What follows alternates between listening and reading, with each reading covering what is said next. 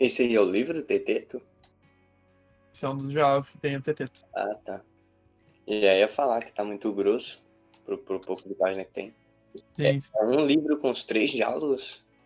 É um livro com 3 diálogos, né? Entendi. Então eles não vêm separados, não, né? Geralmente não. Deve ter outras edições, mas separado totalmente, acho que não.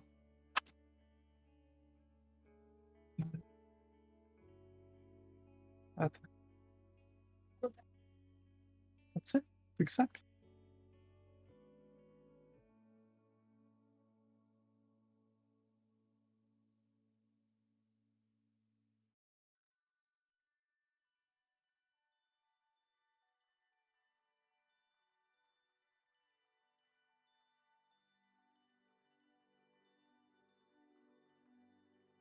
Meu Deus, veja se quebra.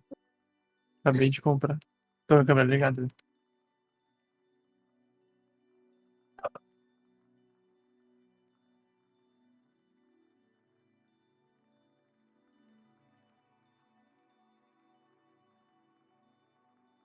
Só não bagunça. Eu não lembro como é de monta. Só bagunça, depois eu monto de volta.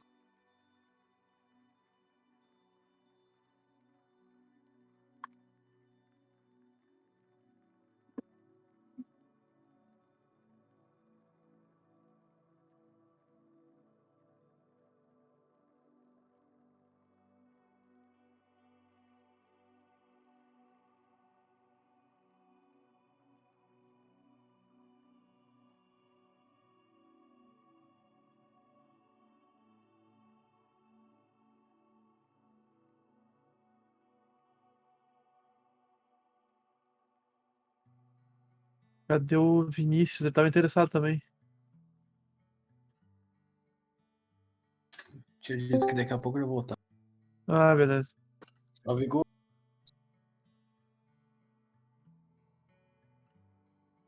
Olha quem é que tá na capa, gente. Eita, o professor. Ah, o famoso. Professor José Molinato. Quem botou? Muito bom, cara. Essa... Deixa ele ali. É claro. Ele vai estar com nós, o espírito dele vai estar com a gente. Será? Claro. Why not? Por quê? É, através dos ensinamentos. Não, defenda a sua ideia de espírito. Pela platônica, eu não entendi muito qual vai ser a ligação aí. Olha, se tu entendeu bem, não preciso falar nada. Tá procurando o espírito como elo? Não, meu, tu fala aí, pô. Tô indagando o assunto aí pra você prosseguir. Você ainda joga a bola pra mim? Não, chefe. Tá Claro, se tu falou sobre o assunto, é que tu sabe que ele existe, então tá contigo a bola. Eu já tava te jogando a bola.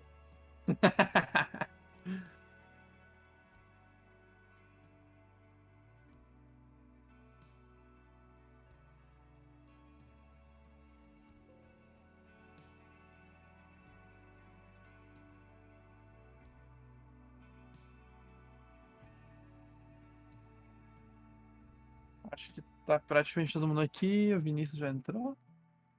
Tá aí ele. Deixa eu ver. Tafa, tu pode gravar então? Ah, perfeito. Obrigado, então. Deixa eu ver aqui se falta alguém. A Nicole não ia vir também? Será que ela não vai conseguir vir? Acho que ela já tá ali, Steve. É, Ah, já tá aqui, é verdade. Nick de Santa Escola. É verdade. É Nick, é verdade. Bom, então tá todo mundo aqui.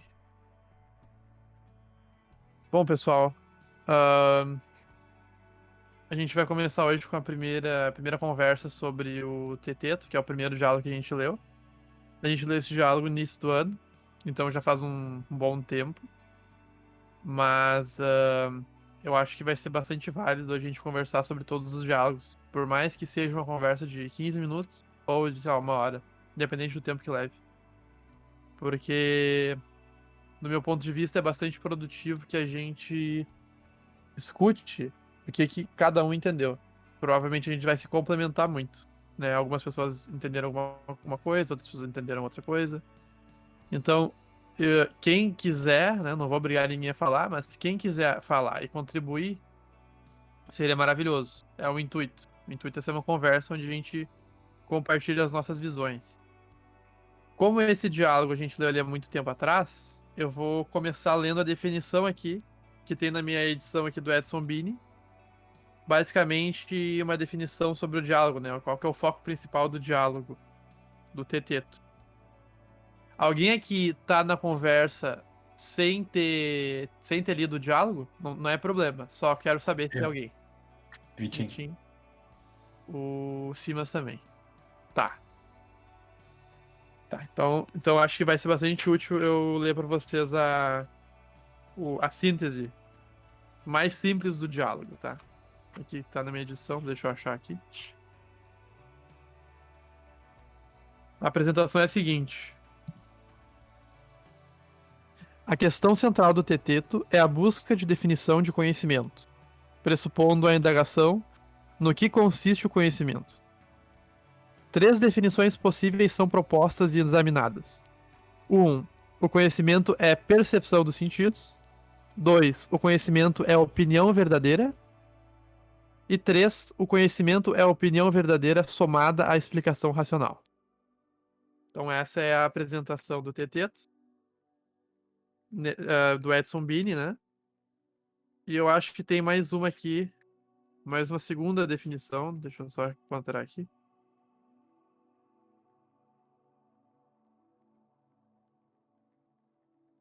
Aqui. Teteto aborda específica e amplamente a teoria. Específica e amplamente, meio estranho. A teoria do conhecimento, epistemologia, a partir da indagação, o que é o conhecimento. Há fortes indícios de que Platão contava aproximadamente 60 anos quando escreveu esse diálogo, bem depois da morte de Sócrates.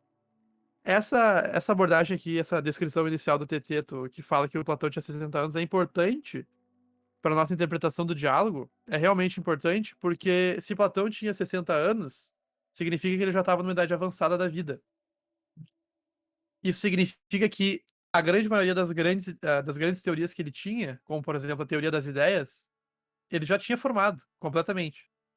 Ele já tinha bem claro e definido a teoria das ideias dele, das formas, né?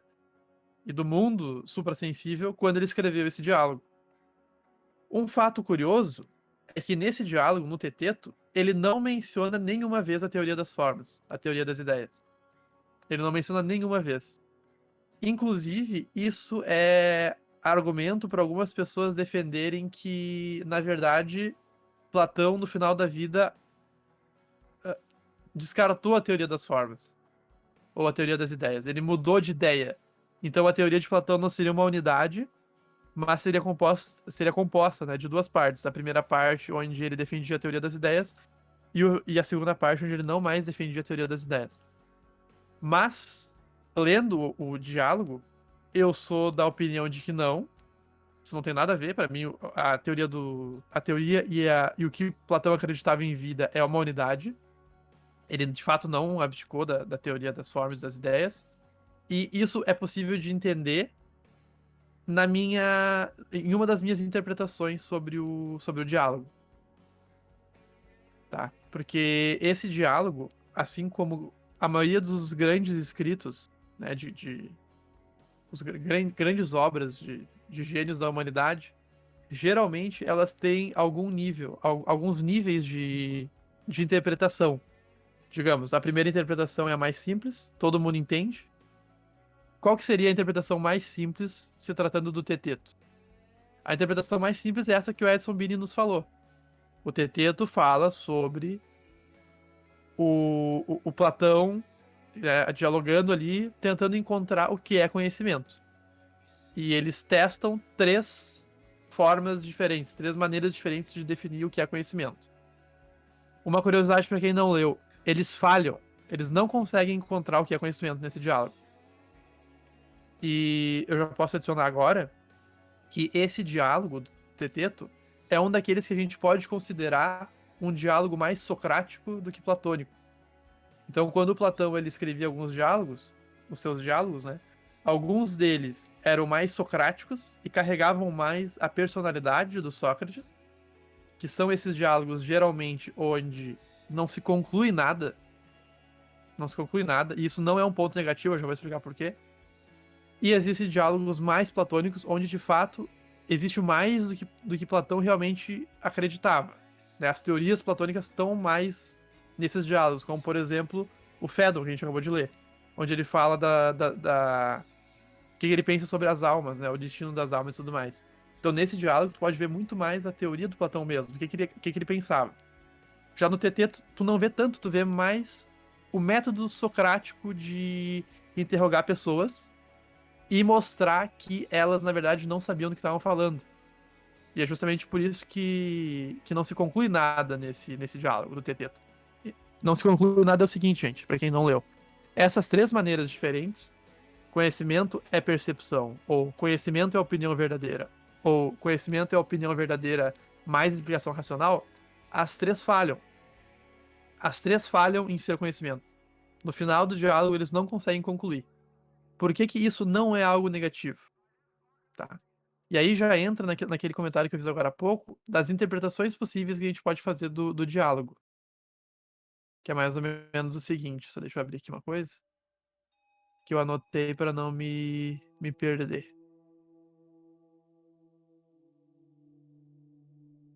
Muito bem, então, pessoas que leem rapidamente e sem gravar os detalhes e prestar bastante atenção nos detalhes, elas podem achar que o diálogo como um todo é apenas a procura de encontrar a resposta para o que é conhecimento e que no final eles falham. Então essa é a primeira interpretação possível, a mais simples, a mais óbvia, a mais evidente. Eu, lendo o diálogo e pensando sobre ele e lendo outras coisas também, eu vejo outras três além dessa, mais profundas, tá? A segunda mais profunda é a seguinte: não é apenas um diálogo tentando encontrar o que é conhecimento e falhando.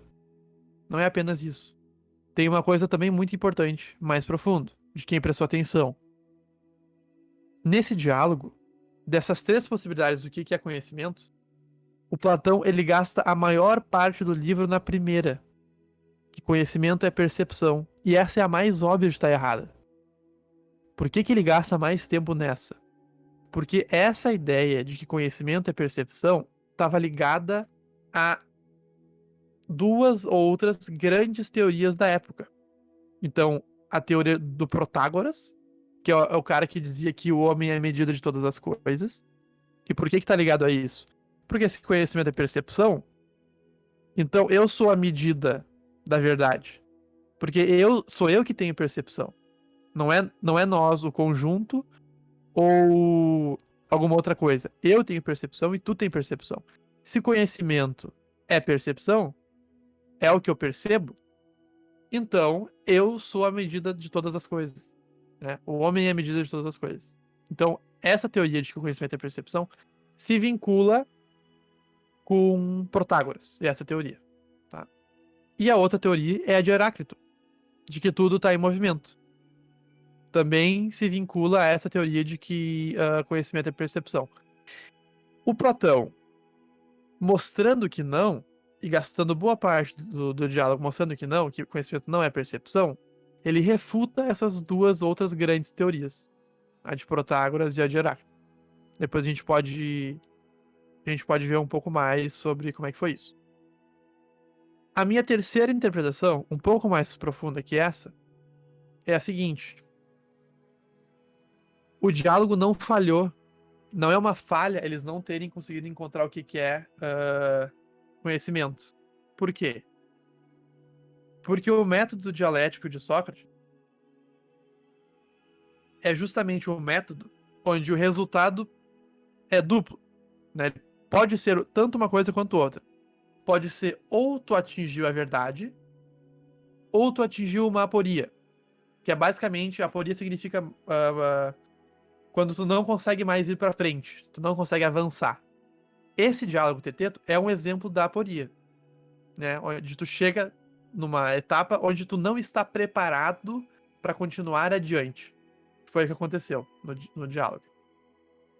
E é um dos resultados possíveis da dialética. Por que não é negativo? Porque agora, pelo menos, tu sabe que aquilo que tu pensava que era conhecimento não é. Tu tá mais puro, a tua alma está mais pura. Entenderam isso? Então não é como se ele fosse um problema não encontrar o que é conhecimento naquele momento. Porque eles, dialogando, perceberam que a opinião inicial de que era percepção simplesmente não se sustenta. Não é episteme, não é uma base sólida.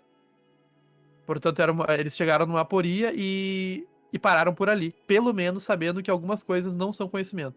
Coisas que eles poderiam achar antes que eram. Né? Então, essa terceira interpretação é de que o diálogo é um exemplo perfeito da dialética socrática. Né?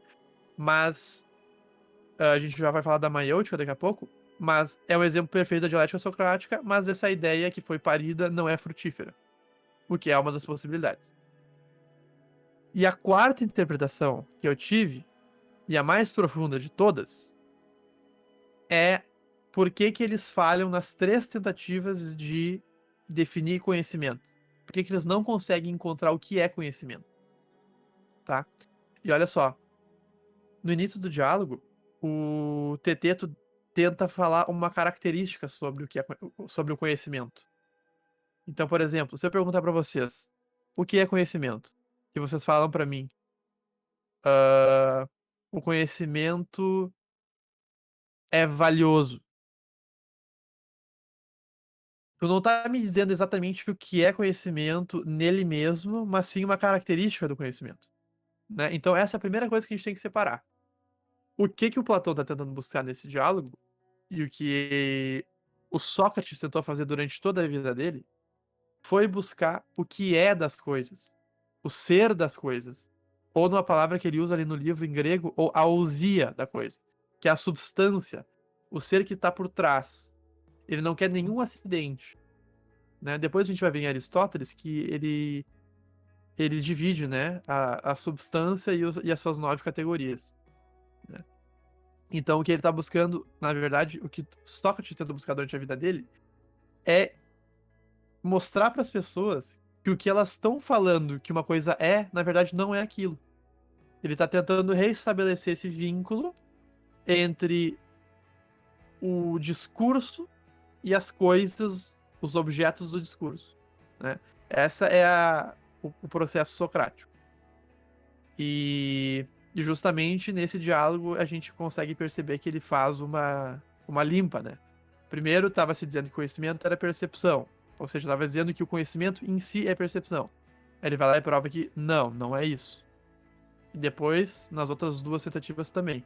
Então ele está tentando buscar esse vínculo, entendeu? Entre a palavra, ou o discurso, o logos, e a coisa, o conhecimento em si.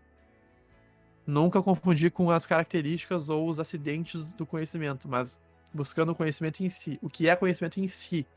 O ser, a ousia, o conhecimento. Então, a minha quarta interpretação desse diálogo, só pra gente recapitular. A primeira interpretação, a mais simples, esse diálogo fala de Sócrates tentando encontrar o que é conhecimento e falha no final, né, junto a Teteto. Mais simples, mais óbvio. A segunda interpretação, um pouco mais profunda.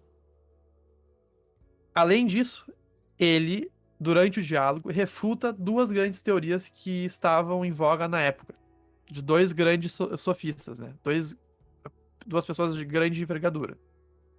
Terceiro, o diálogo como um todo é um exemplo perfeito da dialética socrática. E quarto, que é a minha interpretação mais profunda, que é por que eles falharam em todas as tentativas. Porque esse diálogo ele tem um complemento que não está explícito no texto, mas ele está implícito, que é o seguinte: enquanto tu não usar a teoria das ideias, tu não vai conseguir saber o que é a coisa.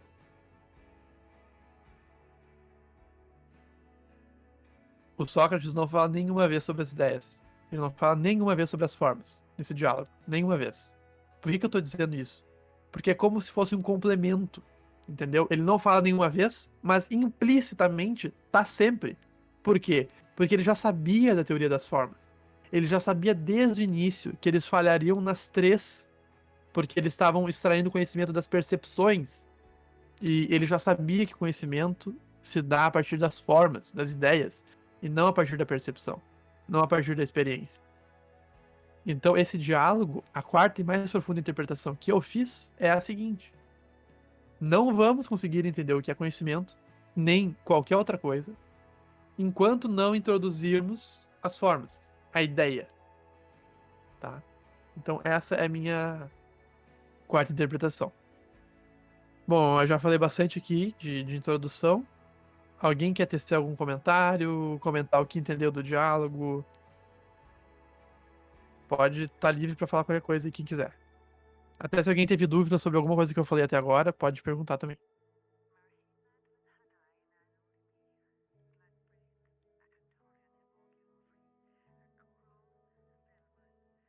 Senão a gente segue.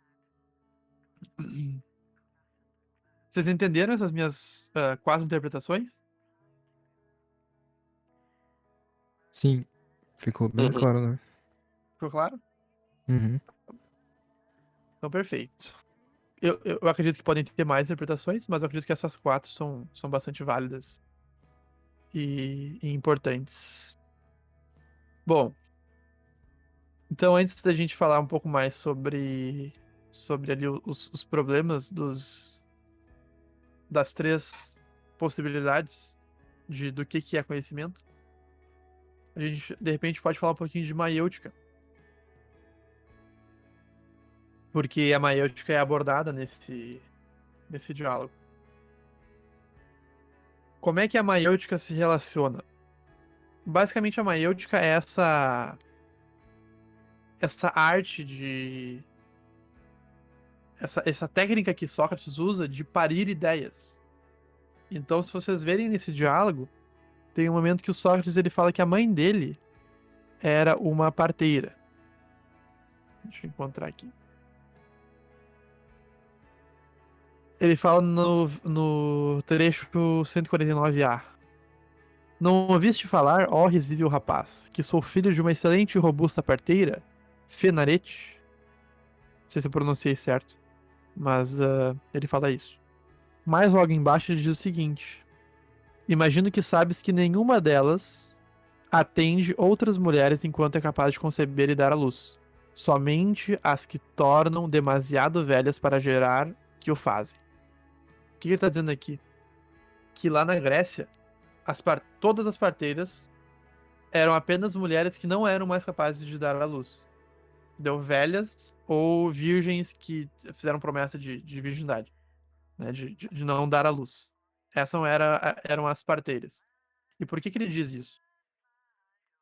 Porque isso se relaciona com a profissão do próprio Sócrates. Ele diz que assim como a mãe dele era uma parteira, ele também é um parteiro. Mas ele é um parteiro, em vez de seres humanos, ele é um parteiro de ideias. E qual que é a relevância de, na Grécia, as parteiras não poderem ser mulheres que dão filhos? Eram mulheres que não podiam dar filhos. Porque Sócrates é a pessoa que diz só sei que nada sei. Ele diz só sei que nada sei. Ou seja, ele diz a única coisa que eu sei é que eu sei muito pouco. Eu sei que eu sei muito pouco. É isso que eu sei. Né? E por que isso? Porque na vida de Sócrates, é claro que isso não se dá sempre, tá, gente?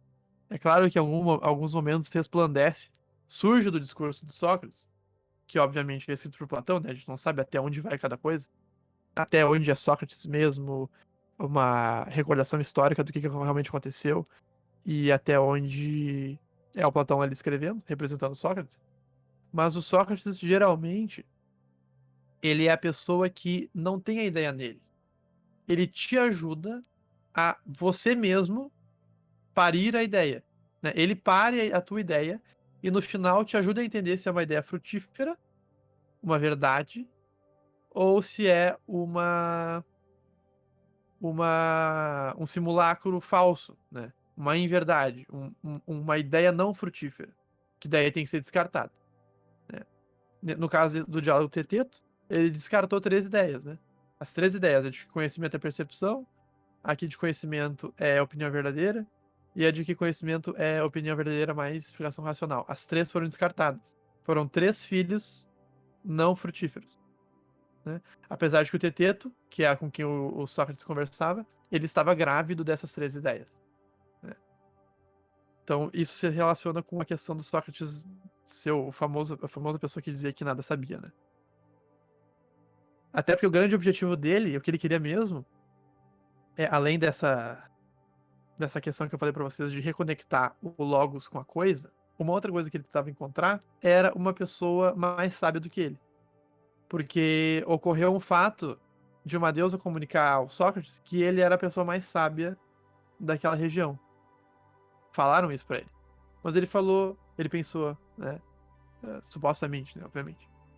Como é que pode ser que eu sou o mais sábio se eu sei que eu sei tão pouco? Como é que eu vou ser a pessoa mais sábia daqui se eu sei que eu sei tão pouco? E aí o que ele vai fazer? Ele foi conversar com as pessoas que estavam por lá. As pessoas que eram ditas grandes sábios, né? Os grandes sábios da época. Os sofistas, as pessoas que comerciavam os seus ensinamentos. Grandes retóricos, como Gorgias. Alguns políticos. Então ele foi falar com essas pessoas que eram vistas como sábias, para encontrar alguém mais sábio do que ele e poder desmentir essa deusa. O problema é que quando Sócrates começa a conversar com essas pessoas que são vistas como grandes sábias, ele vê que as pessoas estão falando do que não sabem. Ou seja, eu sou muito sábio, mas eu digo que isso aqui não é uma régua, é um copo. Entendeu? Eu estou usando palavras incorretas, eu estou usando errado o logos, eu estou vinculando a minha palavra, o meu discurso, a uma coisa que eu não deveria estar vinculando. Né? Eu estou errando, eu estou falando inverdades. Então o Sócrates percebe isso e ele desmascara um por um dessas pessoas, esses sofistas, né? Que inclusive vendem essas mentiras, né? Como mercadoria. E finalmente ele entende, agora eu entendi, eu sou mais sábio porque pelo menos eu sei que eu não sei essas coisas. Eles não sabem que não sabem. Então eles sabem menos do que eu, que sei pelo menos isso. É basicamente por aí. Então a maiêutica é essa questão de alguns homens com quem Sócrates conversa, estarem grávidos, e eles precisam dar à luz de alguma ideia, né? O Sócrates ajuda esse homem na hora do parto e a julgar se o filho que ele teve, né, essa ideia, é conhecimento ou simulacro, né, uma verdade ou uma mentira. E algo muito importante, mas uma pessoa entrou, seja bem-vindo. Uma coisa muito importante também é o lugar onde se dá esse filho. Quem sabe onde se dá esse filho que é a ideia? Onde ele nasce? Alguém sabe?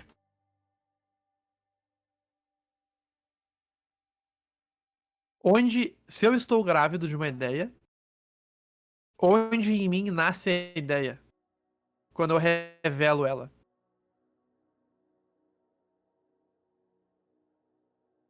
Ninguém sabe? Amém? Quase. Mas mais ou menos a mesma coisa, né? Na alma. E a mente é uma faculdade da alma, então digamos que tu acertou, Vitinho.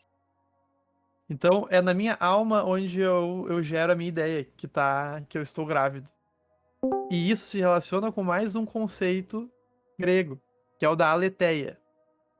O que é a aletheia? Todas as ideias verdadeiras estão em mim, na minha alma, adormecidamente, em potência. Depois a gente vai ver no Fedro e no Fédon que isso acontece porque antes de vir para a Terra, a nossa alma entrou em contato com as ideias do mundo inteligível, portanto, viu as ideias verdadeiras, e quando caiu na Terra, esqueceu delas. E o nosso trabalho aqui é recordar delas. Mas isso é outro assunto. A questão é que a aletheia é justamente esta minha ideia que eu estou grávido, que está adormecida na minha alma, ser revelada. A gente remover o véu sobre essa ideia. Isso é a aletheia. Esse processo de remover o véu de cima dessa ideia que está na nossa alma. Ou seja, parindo essa ideia, né? E o Sócrates te ajuda a parir a ideia e a julgar se ela é uma verdade ou uma mentira. Né? Vocês entenderam essa questão da Leteia e da maiêutica? Ou ficou alguma dúvida sobre esse assunto? Então ficou muito bom, ficou bem claro. Da maiêutica tem uma passagem, em algum diálogo dele que eu tô procurando e ainda não consegui encontrar, que ele perguntam para Sócrates se ele conseguiria transformar um político em um filósofo, se amarrasse um político por 1 hora na cadeira e Sócrates falasse com ele. E aí Sócrates fala que a mãe dele jamais poderia parir uma mulher que não estivesse grávida. Eu não sei qual diálogo que Sócrates fala isso. Sobre a Aletheia, é bem interessante, que, não sei se tu sabe, mas no texto em grego original, quando Cristo fala eu sou o caminho, a verdade e a vida, o termo usado por ele foi aletheia. E aí, justamente, não dá para você separar teologia de filosofia. Se você não conhece o significado empregado dentro dessa palavra, você fica à deriva. Você não entende que ali as pessoas daquela época provavelmente tinham uma certa noção de que isso estava se referindo ao mito de Er, do Lago Lethe, que as almas tinham nascido de lá e elas estavam desesquecendo o que sabiam. É bem interessante. Ou seja, Cristo seria o desesquecimento que você saberia tudo na presença de Deus. Ficou muito bom, ficou muito claro. Pode prosseguir aí. Perfeito. Essa questão de... Pode falar, Luan. Não estamos te ouvindo. Não sei se o Dudu queria falar alguma coisa, viu que ele piscou verde ali. Bom, eu vou falando. Essa questão que tu falou de que alguns homens não estão grávidos, eu acho que se relaciona com a questão de que no Fedro ele explica, né, que no mundo inteligível a gente tinha 2 cavalos, o branco e o preto, e o branco era dócil e o preto era complicado de domar, e isso fez com que a gente não pudesse ficar em contato com as ideias por muito tempo, digamos assim, né? A gente teve um certo contato com elas. Por exemplo, os deuses, ambos os 2 cavalos deles são brancos, são domados. Então eles estão o tempo inteiro em contato com as ideias, né? Os deuses. Porque no caso, os 2 cavalos da carruagem, da alma deles, ambos são domados, ambos são brancos. A gente não. Então tem essa relação de o quanto a gente entrou em contato com as ideias no mundo inteligível, né? Isso explicaria ele dizer que tem pessoas que ele não seria capaz de ajudar, porque algumas pessoas não estão grávidas das ideias, né? De todas as ideias. Acho que é dessa maneira que se encaixa. Quanto à Aletheia, veio uma brisa na minha cabeça agora. Será que dá para relacionar isso com o déjà vu? Interessante, né? Interessante se pensar, cara. Interessante, pode ser. Mas déjà vu normalmente é tipo um acontecimento que tu se lembra, né? Pelo menos comigo é Não, assim. sim, hoje em dia tem outras explicações mais razoáveis, mas só me pareceu fazer sentido o déjà vu, Sim, porque parece que a gente já tinha aquela memória antigamente. sim. Faz sentido. Outra coisa também, o José fala no Eutífron, é em relação ao uso do sofismo dentro da Grécia nesse período, que inclusive até o próprio Sócrates usa isso posteriormente, né? O Sócrates ele percebe o erro dos sofistas e, inclusive, quem fala isso na verdade é o Mário, né? Ele percebe o erro dos sofistas e passa a vida inteira tentando desmascarar. E dentro do próprio julgamento de Sócrates, se mostra a importância da retórica, né? Porque quem fazia o seu próprio julgamento era você. Então, quem ia se defender ou não era você. Então, como o Chico falou, se você não tivesse uma boa retórica, você se fudia. Então, tinha um comércio que anda solto dentro da retórica. Posteriormente, isso vai ser usado na política também, né? Perfeito. Ô, Obrigado. Chief, Oi. Chief, isso Oi. que tu disse sobre... Ah, desculpa, aquela hora meu microfone estava falhando. Tudo bem? Isso que tu disse sobre a pessoa, né, o político não estar grávido, né? E isso se aplicaria ao próprio Sócrates, porque ele diz que é um parteiro, né? Mas que ele próprio não tem conhecimento. Ele não tem Isso. conhecimento, ele só ajuda o outro a se lembrar.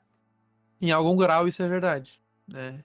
Pelo menos na visão do Sócrates, ele se julga um conhecedor de poucas coisas, né?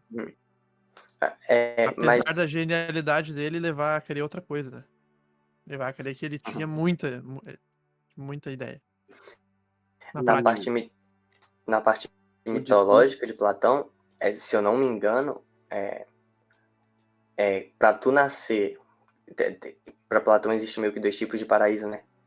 Um deles tu meio que volta para o mundo sensível.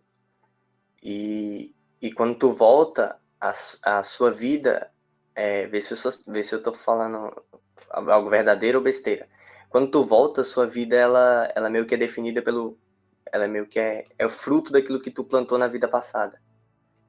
E então, eu não sei se ele se denominava filósofo, mas se ele fizesse isso, a consequência lógica seria que ele teria uma boa vida na vida passada, né? Foi um rapaz de virtude, um amante do conhecimento. Não dá pra ter certeza. Não dá pra ter certeza, porque tu não sabe o momento que iniciou, né? Tu não sabe se tu é o primeiro da transmigração das almas, se tu é o último, se tu é o do meio, tu não sabe. Entendi. Já é ir muito longe, já é extrapolado aí, né? Porque faz sentido, pode ser que sim, mas a princípio não dá pra afirmar, não dá pra ter certeza. Mas aí, no caso, se ele fosse um rapaz assim, ele não teria que ter tido contato com as ideias? E aí já quebraria por vez essa afirmação dele de que sabe pouco ou nada sabe? Não, mas saber pouco pode. Eu posso ter tido contato com as ideias, com algumas ideias e saber pouco, né? Mas esse assunto vai ser especulação, né? A gente não sabe o quanto cada um tem potência de saber, o potencial de cada um. O que Sócrates sabia é que o ímpeto dele era de ir nas pessoas e mostrar pra elas que, na verdade, elas não sabiam sobre o que estavam falando, né? Mas que muitas delas tinham adormecidamente uma ideia boa dentro de si, mas que elas precisavam de ajuda para parir essa ideia, né? Assim ele melhorava as pessoas, ajudando a parir a ideia boa, e a julgar depois. Ele focou É, muito mais no próximo, né? Mas por consequência ele focou nele também, né? Porque ele ajudou as pessoas nessa busca pela sabedoria. e isso desperta uma dúvida que eu tenho, que é quando ele diz que não tem o conhecimento ou que nada sabe, ele está se referindo ao que ele não sabe meio que em ato, ou que ele, por exemplo, não está grávido, né? Que ele não tem o conhecimento adormecido. Ele está dizendo do conhecimento em potência ou do conhecimento em ato? Qual dos dois ele diz que não tem? Cara, de certa maneira dos dois, e de certa maneira. Quando ele diz isso, de certa maneira dos dois. Né? Como ele não tá grávido, como ele não tem as ideias pra parir, né? Porque ele paria dos outros, então ele não tem ato também. Apesar de que a gente sabe que na prática ele sabia de muitas coisas. Né? Então é algo que ele diz, mas é algo que não se dá muito na prática. Não é coerente perfeitamente. Entendeu? Uhum. Certinho, então. Mas pensa na teoria, na ideia, né?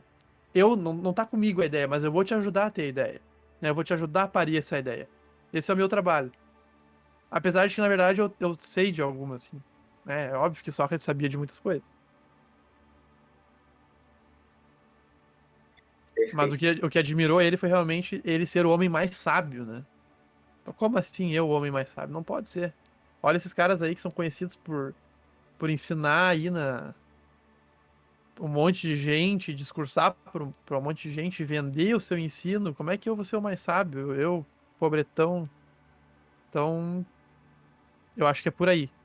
Apesar de que na prática a gente sabe, obviamente, que o Sócrates sabia de coisas. Não tem como ele não saber de nada, né? Mas sim, ele acreditava que sabia pouco. Mas ele tinha certeza de que sabia pouco. Ele tinha alguns conhecimentos. Pelo menos esse. Acho que é por aí. Alguém tem mais alguma dúvida? Ou quer comentar? Alô? Oi. Eu gostaria de fazer então um comentário sobre o que tava pensando aqui sobre essa questão da maêutica e como de certo modo, né, pro pessoal que leu, por exemplo, a Educação da Vontade vai ficar mais fresco na memória, a questão das virtudes, né, e da adequação a, a verdade ser uma questão não só teórica, mas também prática, né? O, o Paiô, na Educação da Vontade, diz, né, que os progressos que são realizados no estudo estão em, em razão, em proporção aos progressos realizados no domínio de si mesmo, né? No Cicerciães domínio da fala isso vontade. também. Também. E a maiêutica me parece ser uma consequência disso, né? O Olavo também fala do método da confissão, que é a aplicação da mais pura sinceridade diante de si mesmo e diante do próprio Deus com relação àquilo que a gente sabe com aquilo que a gente tem sido, né? O próprio pessoal do ICLS, né, quando vai comentar sobre, por exemplo, as narrativas da vida, né, diz que você tem que, no final de todos os dias, completar um ciclo completo, né? Como se Completar o fosse dia. Não completar o deixar o dia dia. aberto. Exatamente. E para isso você tem que se examinar, né? Você tem que se colocar diante de si mesmo e diante de Deus e com a maior sinceridade possível perceber o que você fez de certo e o que você fez de errado. E a maiêutica é como se fosse uma antevisão disso, né? É como se fosse é como se fosse isso mesmo, né? Sócrates, assim como todo filósofo verdadeiro, teve que passar pelo método da confissão, pelo método da sinceridade, né? E é por isso também que ele era mais sábio, né? Não só porque ele reconhecia a própria ignorância, mas porque ele vivia isso, né? Com sinceridade e com amor à verdade. Só isso mesmo. Perfeito. Muito obrigado. Isso foi bem profundo, essas palavras. E concordo com tudo que tu falou. Porque no fundo a maiêutica, ela é essa ação, né? De parir a ideia. Então ela tá completamente vinculada. E, e essa questão do dia, ela tá relacionada com aquela frase da Bíblia: a cada dia basta o seu mal, né? Um dia por vez. Uma ação por vez. Sim, perfeito. Muito bom. E sobre isso, eu acho que tem mais um comentário no Jardim das Aflições do Olavo. Ele diz que a primeira coisa que a gente tem que fazer, se a gente quer buscar o conhecimento de verdade, quer buscar a sabedoria, é um acordo interno. Algo que a gente faz no nosso interior, uma promessa, uma expectativa, um acordo que a gente faz com nós mesmos de eu quero e eu quero a verdade e eu quero estar com ela.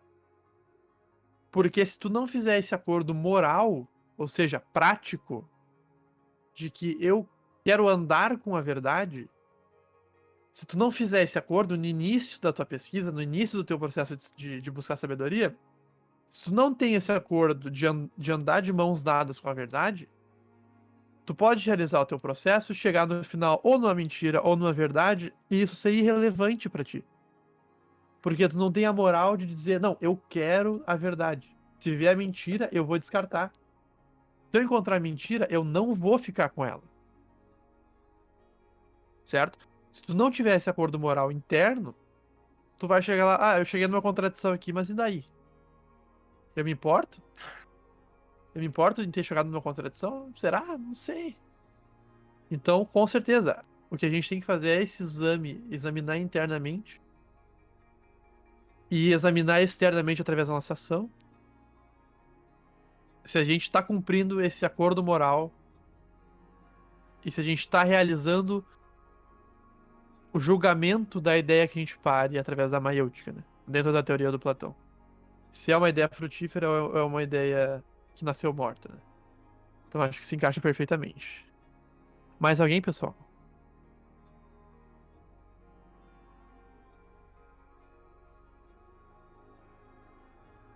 Bom, acho que a gente já falou bastante. Agora eu acho que a gente pode falar da parte mais óbvia e acho, de meu ver, a mais simples do diálogo, que é de fato a questão ali das três possibilidades, né? Do que é conhecimento. A primeira é de que conhecimento é percepção dos sentidos, né? Então aquilo que eu percebo é conhecimento. Ou seja, aquilo que eu percebo me dá realmente o que a coisa é em si mesma. Qual que é um problema óbvio disso?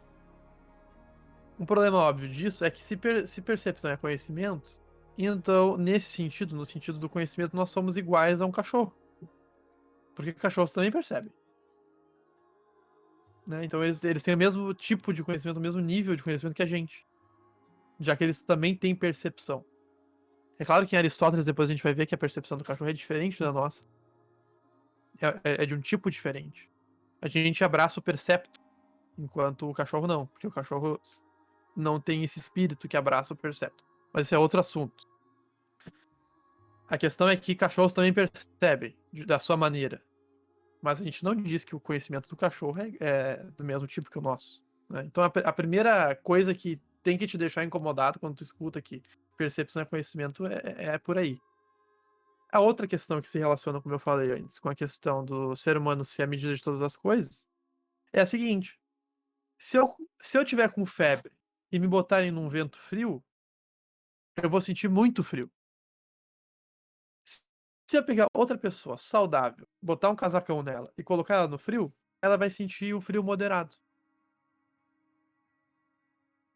E o que realmente é? É muito frio ou é frio moderado? De acordo com a teoria de que conhecimento é percepção, as duas coisas. Só que as duas coisas entram em contradição, né? Porque a coisa em si mesmo não pode ser as duas. Porque a coisa em si mesmo é o que ela é, e não o que ela é e o que ela não é. Né? Ela não pode ser frio e quente ao mesmo tempo. Ela não pode ser coisas, né, não idênticas ao mesmo tempo, a coisa em si mesma. Né? Então, essa teoria de que percepção é conhecimento tem uma série de problemas. E lembrando, toda percepção que a gente tem é sempre vinculada ao nosso ser, né? Eu sou o juiz da minha percepção. Eu sinto frio, eu estou vendo este copo aqui a essa distância. Vocês estão vendo ele de outra maneira. Né? A percepção é sempre interna e eu sou o juiz dela. Se conhecimento fosse percepção, se percepção fosse conhecimento, eu sendo o juiz da minha percepção, eu sou o juiz do conhecimento também. Então, eu sou o juiz das coisas em si mesmo, por consequência, né? É por isso que isso se relaciona com a teoria do Protágoras de que o homem é a medida de todas as coisas. Né? Então, a gente tem eu tenho 6 refutações aqui para essa teoria, né? Eu já falei algumas. Então, a primeira é que a percepção que eu tenho desse copo aqui não tem nenhum conhecimento, não tem nenhum conteúdo semântico, a percepção sozinha, não tem nada que eu inteligi, nada intelectual, digamos assim, nenhum conteúdo semântico, nenhum significado, porque é só percepção. Tá entendendo? Eu não atribuí significado a ela ainda, né? É só percepção. Então, o primeiro problema é que não tem conteúdo semântico, não tem significado nas percepções. E dessa maneira seria estranho a gente falar que é conhecimento. O segundo é que, a segunda refutação é que, se conhecimento é percepção e é relativo ao indivíduo, por que eu vou seguir quem defende isso? Eu não preciso ouvir ninguém, porque a minha percepção já é o conhecimento. Eu não preciso te ouvir. Porque o que eu sinto, o que eu percebo já é o conhecimento. Eu não vou te ouvir. Entendeu? Eu não tenho por que te ouvir defender isso. Porque a minha percepção já é o conhecimento. Né? Terceira questão. Eu tô vendo esse copo nesse momento, né? Eu tô tendo percepções dele. Então eu conheço o copo, de acordo com essa teoria. Mas e agora se eu levar esse copo para longe daqui e voltar para cá? Então o copo não tá mais comigo. Eu não tô mais percebendo ele. eu não tenho mais conhecimento do copo, porque eu não tô percebendo ele. De acordo com essa teoria, sim. Porque conhecimento é percepção. Se eu não percebo uma coisa que eu já conheci antes, eu não mais a conheço, porque eu não a percebo mais. É um outro problema. Se percepção é sempre verdadeira, ou é conhecimento, né? Que é a mesma coisa. Então, uma pessoa que defenda o contrário, percebendo o contrário, estaria certa. Então, tu teria. Essa teoria faz com que pessoas percebendo a teoria de maneiras diferentes fariam com que a teoria mesmo entrasse em contradição, né? Porque ambas deveriam estar certas, mas ambas percebem diferente a teoria, o que é um problema. A quinta é o ser humano, de acordo com Platão, usa alguns conceitos que ele não adquiriu a partir das percepções, como por exemplo o conceito de igualdade. Então, se eu pego duas canetas idênticas, eu preciso ter antes comigo o conceito de igualdade, senão eu não consigo falar que elas são iguais. Porque se eu não tiver antes o conceito de igualdade, como é que eu vou usar ele para dizer que as canetas são iguais? Da onde eu vou tirar? Né? Então a gente usa conceitos anteriores à nossa experiência, às nossas percepções, para dizer que duas coisas são iguais, por exemplo. Conceito de igualdade. E aí já entraria na forma da igualdade. E 6, que é a questão do animal. Que nós teríamos o mesmo conhecimento que um animal, né? Na mesma proporção. Alguém quer contribuir? Só queria dizer que Sócrates diz, né, que essa visão não implicaria só em nós, seres humanos, em pé de igualdade com os animais, mas também nós e os animais em pé de igualdade com Deus, né? Não haveria uma diferença entre nós, os animais e Deus, já que conhecimento é percepção. Perfeito. Obrigado por incluir isso aí. Tinha esquecido.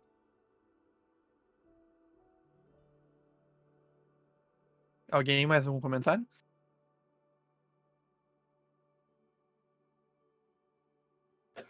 Também tem a questão que tu disse, né, que eu acho que foi o segundo ponto que tu deu, de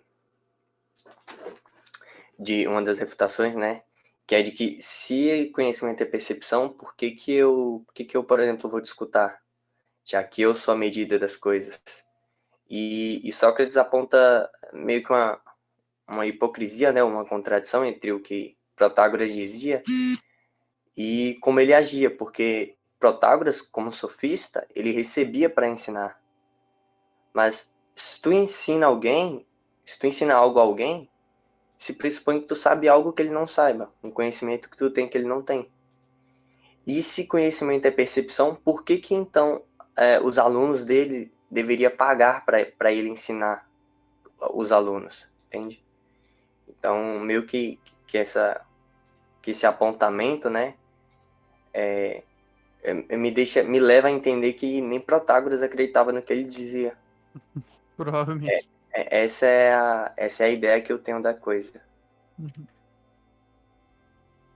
Perfeito. Muito obrigado, Luan.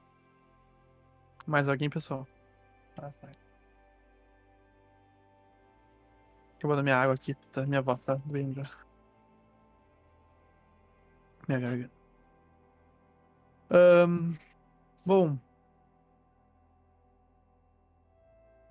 Uma relação que o Platão já usa nesse diálogo teteto já é logo refutar o Heráclito junto, né?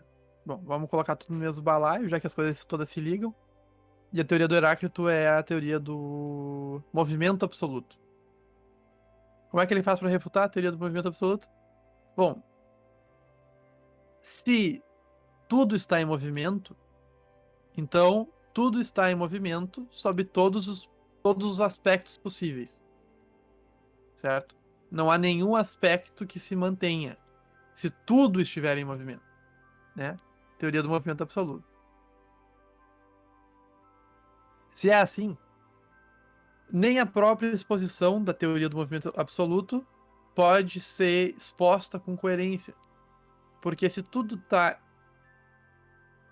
em movimento, eu não consigo fixar a minha ideia de que tudo está em movimento. Eu estaria pronunciando que tudo está em movimento e tudo não está em movimento ao mesmo tempo, né? Se essa teoria fosse verdade.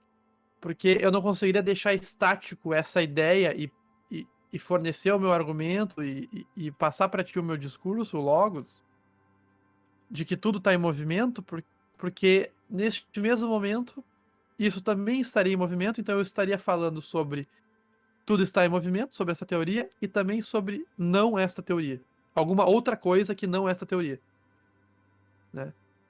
Então, se eu perguntasse para alguém que defende essa teoria do movimento absoluto, o que é conhecimento? O Platão diz, né? Ela responderia, a resposta dela seria sobre o que é conhecimento e sobre o que não é ao mesmo tempo. Já que tudo está em movimento. Absolutamente. Basicamente assim que ele refuta essa teoria ali nesse diálogo. Bom, agora é mais rapidinho. A gente já tá aqui há quase 1 hora falando. Eu não queria que passasse de 1 hora. Para não ficar exaustivo. Mas o próximo é que conhecimento é opinião verdadeira. Né?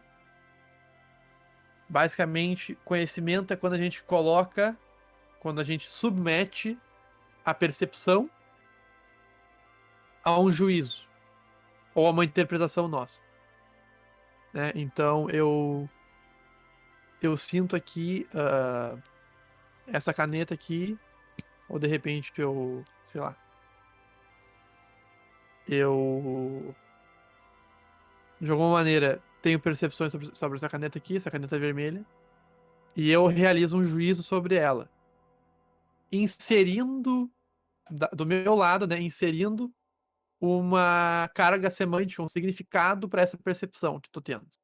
Então eu meio que misturo a percepção que vem de fora da caneta, né, a percepção que não tem nenhum conteúdo semântico por si só, né? Mais um juízo interno meu, uma interpretação minha dessa percepção que eu tive da caneta. Então isso é a opinião verdadeira. Né? Quando eu misturo a percepção e essa interpretação, que adicionaria semântica, significado a essa percepção. Por que isso também não é conhecimento? Qual que é o exemplo? Quem lembra do exemplo que o Platão, que o Sócrates fala lá no diálogo? De por que não pode ser que conhecimento é a opinião verdadeira? Ele dá, se não me engano, um exemplo lá do tribunal. Não sei se alguém vai lembrar.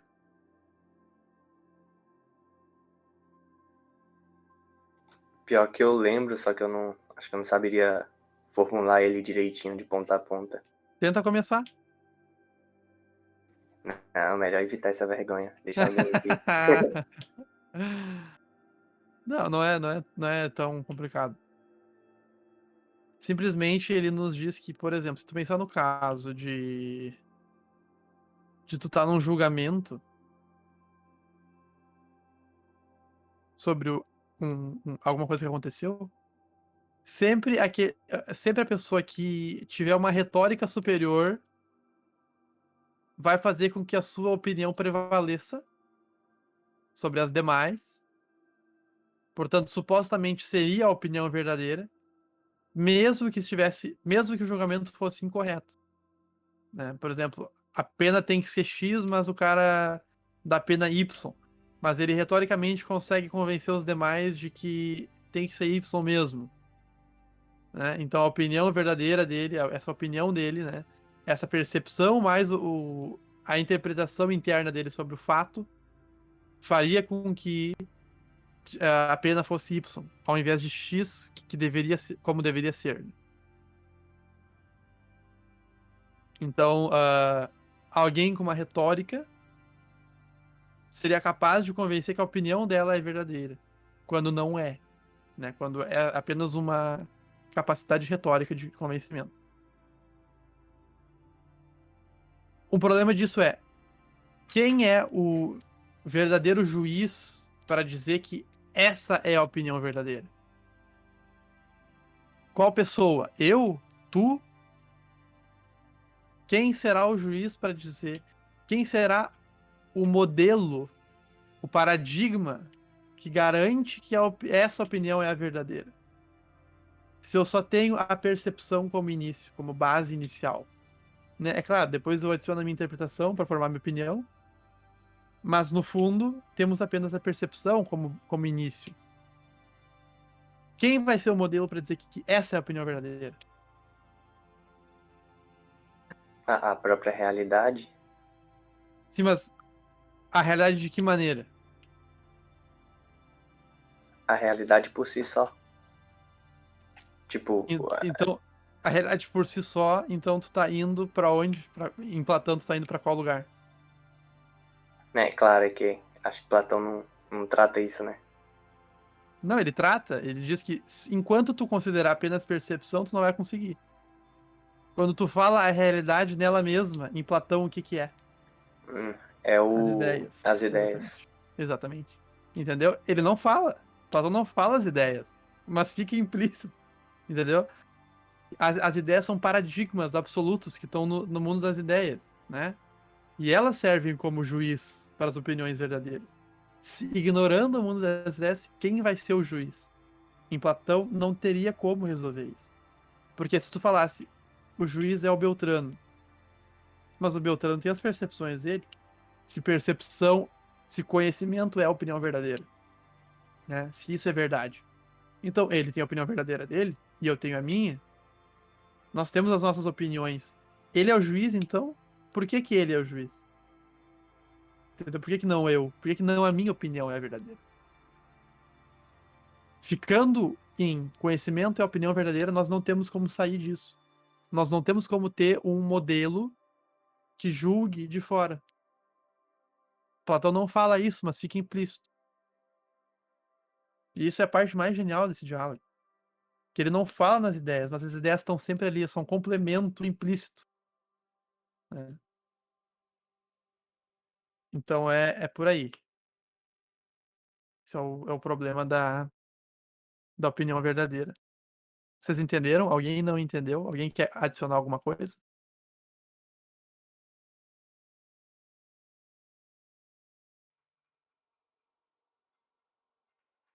Entendi. Tu não entendeu? Se puder explicar de novo com alguns exemplos, por favor. Sim. Deixa eu pensar um pouco. Outro exemplo.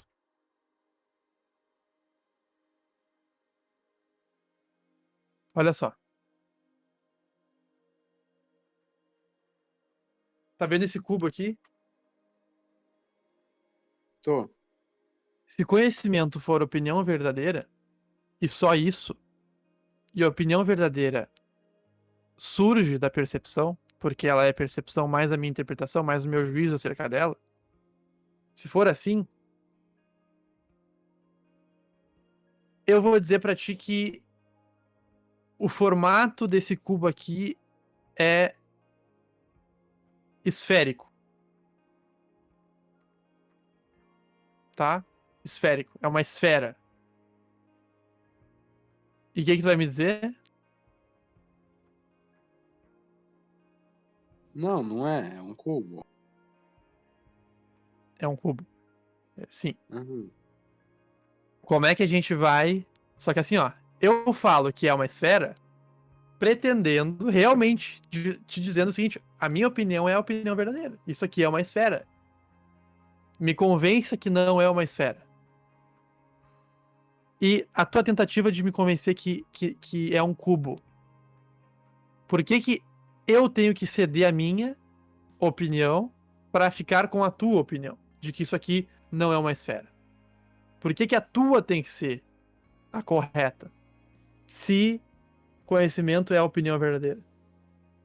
Quem vai ser o juiz que vai dizer a minha tá incorreta e a tua tá certa? Quem vai ser o modelo, o padrão que decide qual delas é a opinião verdadeira? Se ficarmos apenas no reino da opinião, apenas no reino das percepções em última escala, né? Porque a opinião verdadeira surge da percepção.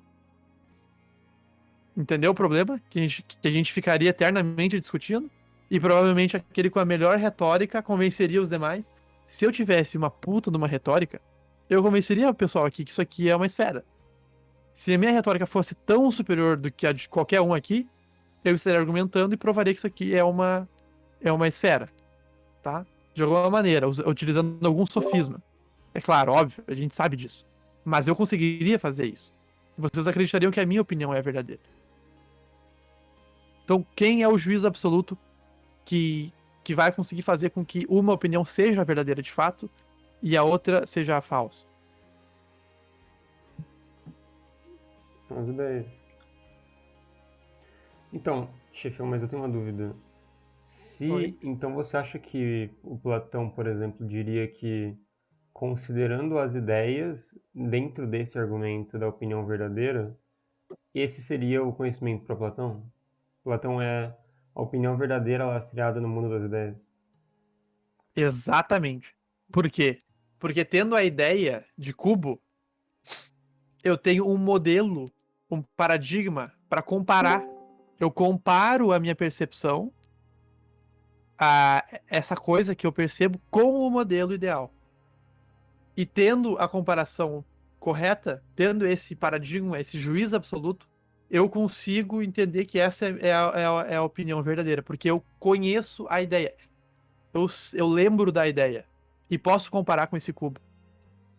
Mas só com a ideia, ou seja, saindo dos sentidos, conhecendo a ideia, lembrando da ideia, eu sou capaz de comparar a ideia com essa percepção e afirmar a minha é a opinião verdadeira porque a ideia é dessa maneira, a ideia de cubo é tal. Entendeu? Porque a ideia não surgiu da percepção. Eu me lembrei por aletheia. Né?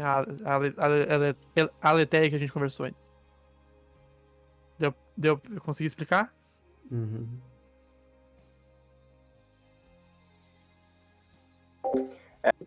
Eu tenho uma dúvida que é sobre o sentido em que ele usa o termo verdadeiro.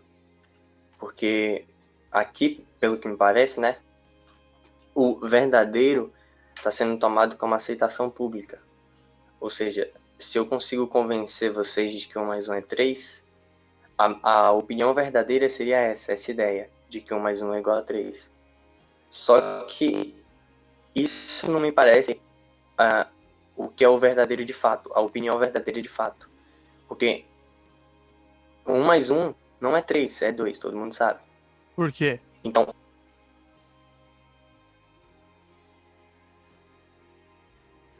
Tá falhando teu áudio lá.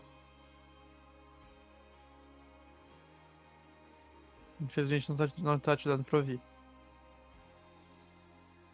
Mas deu pra entender mais ou menos o que tu tá expondo.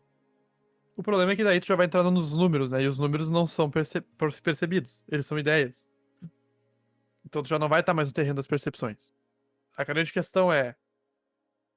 A minha opinião de que isto que eu percebo é de tal maneira... Quem será o juiz para dizer que esta é a opinião verdadeira? Se eu ficar apenas no mundo das opiniões. Entendeu? Tu vai dizer, não. Mas uma é a verdadeira porque as coisas são como são. Sim, mas as coisas são como são no mundo das ideias. É o mundo das ideias que é o ser absoluto das coisas. Entendeu? A ideia não tá na percepção. Esse é o grande problema em Platão das opiniões, sem as ideias. Porque se as ideias estivessem aqui, seria outra história. Mas em Platão as ideias não estão aqui. Entendeu? Aqui é apenas uma cópia. deu pra entender. Meu microfone tinha falhado de novo. Exato. É simplesmente. A gente chega numa aporia, né? A gente não tem como continuar, porque a gente não tem como estabelecer coerentemente um modelo, um paradigma para nos auxiliar a dizer esta é a opinião verdadeira. Se a gente fica no conhecimento é a opinião verdadeira. Entendeu? Porque, de novo, porque no cerne do argumento de que conhecimento é a opinião verdadeira está a percepção. No cerne dele, no início dele está a percepção, que corrói essa tentativa de definir conhecimento como percepção verdadeira, como opinião verdadeira.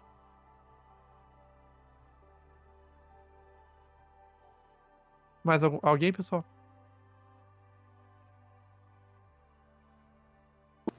Tu vai passar depois aqui para opinião verdadeira mais explicação racional? Mas essa aí é só o finzinho do diálogo. Praticamente eles não gastam nenhum tempo. E eu tenho só uma coisinha de relevante pra falar sobre isso. Praticamente nada. Uhum. É que eu tô só sentindo falta de uma explicação, só que eu não sei se tu vai dar ainda. Que é sobre a definição, né? Ou ele fala sobre o que seria ele fala sobre o conhecimento, mas tem um momento que ele fala também sobre a opinião falsa. Aí eu queria saber se tu vai dizer pra não esquecer. Ele fala sobre aquela questão de que tem pessoas que defendem que não há opinião falsa, né? Não. Pelo menos pelo que eu me lembro, ele tenta definir o que seria uma opinião falsa. Por exemplo, Mas tu opinião... lembra por que ele faz isso? Por que ele precisa fazer isso? Eu acho que é quando ele sai da ideia de que conhecimento é a percepção dos sentidos, né? Conhecimento é percepção, e vai para a ideia de conhecimento é a opinião verdadeira. Então ele faz um contraste, né? Porque se há a opinião verdadeira, há também a opinião falsa. E aí ele meio que discorre um pouco sobre isso, perguntando, né, se a opinião falsa seria tomar aquilo que é por aquilo que não é, ou se seria tomar duas coisas existentes e meio que trocar elas. Eu não julguei importante falar falar sobre opinião falsa, porque a gente concluindo depois que a opinião verdadeira é a que se coaduna com a ideia, a opinião falsa, a gente já sabe o que é por consequência, né? Então esse é um ponto menos importante do diálogo, a opinião falsa. Apesar de que ele tenta mostrar, né, a opinião falsa é quando eu intercambio a percepção e o juízo e etc. Ele acho que faz de três maneiras, né? Deixa eu ver aqui. A primeira é opinar falsamente, opinar que é aquilo que não é. A segunda é falsa opinião, é a opinião intercambiada. Quando na mente a gente troca as coisas e dizemos que algo que é outro algo que é, né? Pode dizer, primeiro, algo que é. Tu pode dizer que algo que é não é, ou tu pode dizer que algo que é outro algo que é. Né? É a segunda possibilidade de opinião falsa. E a última, ele diz que é precisamente entre percepções e conhecimento que reside a possibilidade de opiniões verdadeiras ou falsas. Só que o problema é que, sem sair do mundo das percepções, como eu acabei de explicar, o mesmo problema da opinião verdadeira, né, de como julgar qual é a opinião verdadeira, vai se aplicar por consequência à opinião falsa. Porque eu não vou ter um modelo para me auxiliar. Entendeu? Enquanto a gente não sair desse reino das percepções apenas, ficar apenas no reino das percepções, enquanto a gente não sair dele, eu não vou conseguir entender a opinião verdadeira e a opinião falsa, porque elas pressupõem essa saída desse reino. Entendeu? Mas realmente eu não queria falar muito sobre a opinião. Ele fala mais sobre a opinião falsa, quem quiser dar uma olhada, mas eu não julgo tão relevante para a moral completa do diálogo. Porque se a gente esclarece a quarta interpretação do diálogo, que é o reino das ideias, como um todo, a opinião falsa já. As tentativas de misturar a opinião falsa com a percepção já vai cair por terra.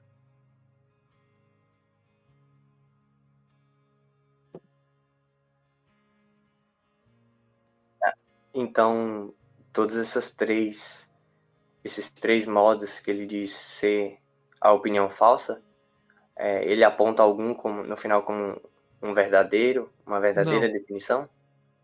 Não, porque ele, se eu não me engano, não, tá? Eu não lembro de cabeça, faz tempo que eu li o diálogo. Mas, se eu não me engano, ele não consegue definir o que é conhecimento. Portanto, fica vago o que seria a opinião falsa. Por eles não terem ideia do que é conhecimento.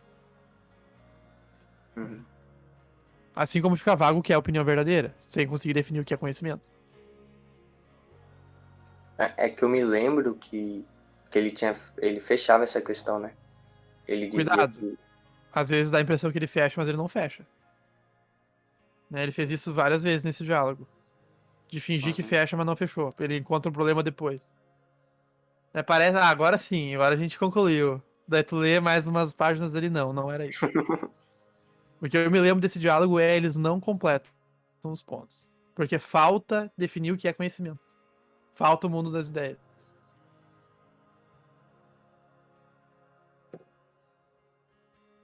Até porque se ele tivesse conseguido realmente concluir o que é opinião falsa, eu acho que ele teria que ter introduzido a ideia, né? Eu tinha, aqui nas minhas anotações, eu escrevi que opinião... Eu confiei, né, que ele tinha acabado com essa questão e realmente falado, é tal coisa. Ele diria que a opinião falsa ocorre quando alguém faz uma troca em sua mente e declara que uma coisa existente é, na verdade, outra coisa existente.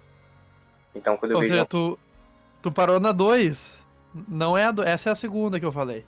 Ainda tem uma terceira depois. Qual que seria a terceira? Ele fala, é precisamente em relação a coisas que conhecemos e percebemos que a opinião desvia e varia entre a falsidade e a verdade, sendo verdadeira quando faz encaixar direta e exatamente impressões e sinetes corretos entre si, e falsa quando aplica-os de maneira atravessada e oblíqua. Essa é a opinião falsa 3. Então eu anotei, é precisamente entre percepções e conhecimento que reside a possibilidade de opiniões verdadeiras ou falsas. Só que isso não conclui o que é opinião falsa, porque a gente não concluiu o que é conhecimento, né? É precisamente entre percepções e conhecimento que reside a possibilidade de opiniões verdadeiras ou falsas. Mas não sabemos o que é conhecimento. Ainda. Entendeu, Lua? Como não fecha Uhum. por completo. Faz sentido. Porque se tu não sabe nem o que é o conhecimento, como é que tu vai saber o que seria o não conhecimento, né? Isso. Bom, e a última opção, né, a mais rapidinha. Conhecimento é a opinião verdadeira com explicação racional. Então ele juntou, a gente tem a percepção, adicionamos a nossa interpretação sobre a percepção. Isso aqui é um cubo. Então eu junto a minha percepção com a minha interpretação interna e forneço uma explicação. Isso aqui é um cubo porque tem 6 lados. Seja lá qual for, né? A explicação racional. O problema desse, é o que ele perde menos tempo respondendo, é simples. Eu continuo partindo da percepção. O início continua sendo a percepção, o que corrói todo o argumento. Não adianta eu adicionar uma explicação que fique apenas na percepção, no reino da percepção. A minha explicação racional teria que ser surgida por meio de uma outra coisa que não a percepção. E isso é algo que eles não fazem nesse diálogo. Eles se mantêm o tempo inteiro no reino das percepções. Né? O mundo das ideias não é mencionado. Não é colocado. Por isso, a questão da percepção ser a origem corrói essa opção também.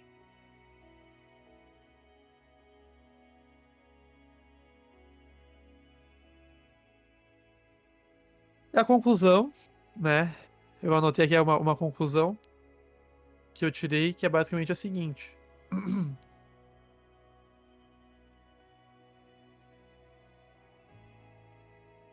Qualquer método puramente empírico é insuficiente para chegarmos ao conhecimento. Isso se dá porque conhecer uma coisa é o mesmo que encontrar a sua causa. E a causa das coisas não é sensível, mas suprassensível. Isto é, a causa da cadeira é a ideia de cadeira. Além disso, não conseguimos nunca chegar ao mundo suprassensível a partir do mundo sensível. Esse diálogo é para mostrar isso. Não tem outra coisa. Essa é a gente não consegue chegar no suprassensível a partir do sensível. A gente precisa se lembrar de uma ideia que já tá na nossa alma, que a gente viu antes no mundo inteligível, se lembrar dela para que a gente possa usá-la como comparação. Além disso, não conseguimos nunca chegar ao mundo suprassensível a partir do mundo sensível, já que as ideias não estão nas coisas do mundo sensível e sim no mundo suprassensível. Logo, para conhecermos uma coisa sensível, precisamos comparar a percepção que temos de uma coisa sensível, um cubo, essa percepção que eu tenho do cubo, com a ideia suprassensível dessa coisa, a ideia de cubo. Ideia essa que podemos apenas lembrar-nos. A gente apenas lembra das ideias. pelo que a gente falou sobre a maiêutica e da aletheia, né? Para obtermos conhecimento, precisamos mover-nos apenas inteligivelmente, através de uma intuição inteligível. Então esse processo de acessar a ideia na nossa alma, a gente pode chamar também de intuição inteligível. É uma intuição da ideia. Né? Intuição inteligível. Para lembrar-nos das ideias do mundo suprassensível que são inteligíveis. Essa é a minha conclusão, pessoal. Se alguém quiser adicionar alguma coisa, por favor. Eu queria te perguntar o que você quer dizer com causa.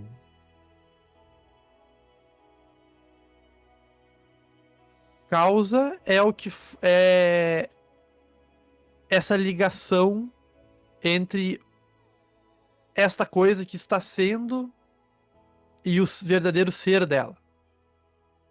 Então, essa coisa que está na minha frente, ela tem tanto uma causa formal, que seria a ideia dela, que faz com que ela seja uma cópia perfeita da ideia. Ela tem uma causa eficiente, que é do mundo suprassensível para o mundo sensível. Essa ideia de alguma maneira foi comunicada, né? Existe, se ela é a causa formal, isso foi comunicado. É comunicado como para Platão? Através de uma cópia. Isto aqui, esse cubo aqui é uma cópia, uma imagem do verdadeiro cubo, que está no mundo inteligível. Sim, Né? por isso que eu Como é perguntei. que ela é gerada por meio do demiurgo? Né? O demiurgo é o cara que olha para a ideia de cubo verdadeira e imprime ela, plasma ela no princípio, na causa material, que é o princípio material em Platão, né? Que é onde aquela matéria inicial onde o demiurgo esculpe a coisa. Díade. Oi? Seria Díade, né? Mas daí já, o Uno e a Díade já é assunto para outra conversa. É mais complexo. Mas é isso. A ideia de cubo, o verdadeiro ser cubo, tá no mundo inteligível. O demiurgo imprime essa ideia aqui. Então isso aqui é uma cópia da ideia que tá no mundo inteligível. Uma cópia de cubo. Então ele é a causa eficiente deste cubo, né? Dessa ideia. Dessa imagem da ideia, melhor dizendo. E a causa formal desse cubo aqui é a ideia suprassensível de cubo. Né? Porque ele é apenas uma cópia. Né? Mas ainda assim a gente diz, ele é um cubo. Porque a gente compara a ideia de cubo que está no mundo suprassensível com este cubo aqui.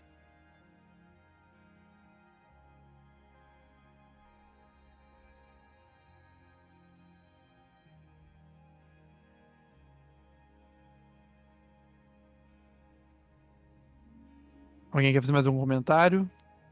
Já deu 1h20. Foi bem produtivo. Eu tô quase sem voz já. Já vamos passar então o próximo diálogo para amanhã, né? Não. Não dá. Amanhã não posso. Esperar uma semana, muita coisa. Sim. Então tá, pessoal.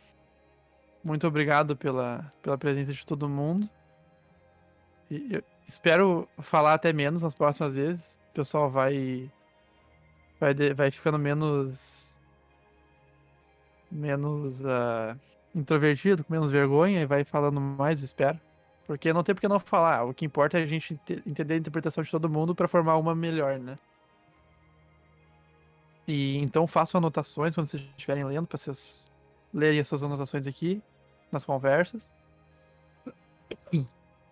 E essas conversas não vão ser sobre todos os diálogos, vão ser só sobre os mais importantes. E esse teteto é um dos mais importantes e, cara, é simplesmente genial. É muito genial. Não tenho o que dizer. Um negócio com tantas interpretações possíveis é muito foda. E é isso. Acho que pode parar de gravar. Quem é que tava gravando mesmo? Tava gravando só o áudio, né, Tafa? Mas bem, que bom. Eu vou postar no meu canal de repente. A gente pode fazer uma playlistzinha daí. Que isso. Isso é Eu bem fico show. com vergonha. Ah, vai aparecer no mundo agora, Lua. Gente, eu tô muito cansado, vou parar por aqui. Muito obrigado. Espero que todos tenham aproveitado. Foi uma honra falar com vocês. Muito obrigado, Valeu. chefe. Obrigado, chefe. Fica com Valeu. Deus. Valeu. Boa noite, fiquem com Deus.